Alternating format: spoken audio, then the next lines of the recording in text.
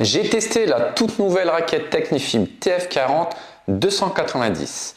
Technifib introduit une nouvelle masse de 290 grammes, ce qui va la rendre plus légère et donc plus accessible et va offrir aussi plus de maniabilité. Au niveau design, on retrouve la signature de Technifib avec une base de raquette blanche et plusieurs inscriptions en camo, notamment dans les branches avec l'inscription Technifib et également en tête de raquette où on a un effet pixelisé mélangé avec de l'effet camo.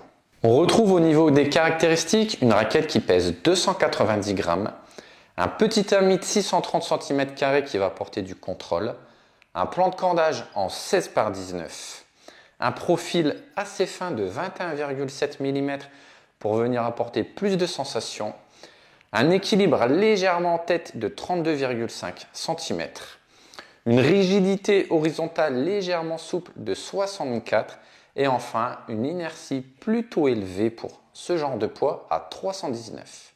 On retrouve deux technologies. Le RS Sharp Section qui est une section carrée pour améliorer la stabilité de la raquette ainsi que le contrôle. Et ensuite Foam Inside qui est une mousse en polyuréthane injectée dans le cadre pour absorber les vibrations et offrir plus de confort. C'est l'heure du test sur le terrain. Cette raquette a été cordée avec le cordage Technifib Razor Soft à 22 kg dans les montants, 21 kg dans les travers. Dès les premières frappes, on ressent un cadre qui est très souple. On a un temps de contact balle-cordage qui est assez long et qui me procure d'excellentes sensations. On est plutôt dans le contrôle, on le sent, c'est une raquette qui est peu puissante. Et avec son petit tamis, ça permet de maîtriser facilement les trajectoires. On a plutôt un bon contrôle directionnel. Je peux lâcher mes coups sans crainte que ma balle sorte du terrain, donc ça apporte beaucoup de confiance.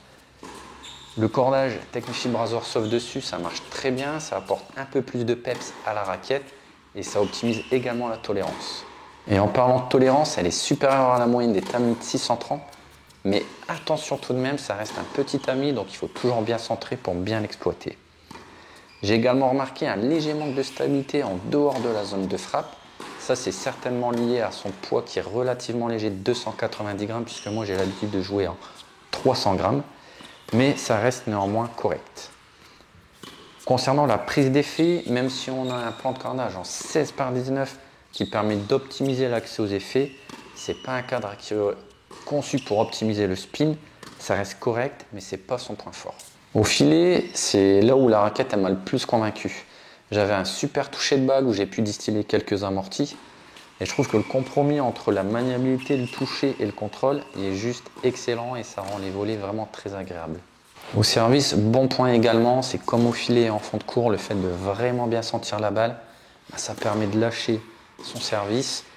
Et comme on a beaucoup de sensations, ça permet de trouver les zones plus facilement. C'est une raquette qui idéalement va convenir à des attaquants qui sont puissants, qui ont une frappe à plat ou recouverte en recherche de maniabilité, de contrôle, de précision et de toucher de balle. Mais également aux serveurs volleyeurs ou aux joueurs qui jouent tout en toucher. Naturellement, c'est une raquette que je vais déconseiller aux joueurs qui manquent de puissance naturelle et si votre recherche est d'avoir plus de puissance facilement, orientez-vous chez Technifib sur la gamme TFX1. Je vais également la déconseiller aux pure lifters qui ont des trajectoires très bombées puisque cette raquette ne va pas venir optimiser vos trajectoires. Je vous remercie d'avoir regardé cette vidéo. N'hésitez pas à vous abonner, on a encore plein de nouveautés qui arrivent jusque fin d'année. N'hésitez pas à liker et commenter, je me fais toujours un plaisir d'y répondre. Et je vous dis à très bientôt sur notre site extreme-tennis.fr.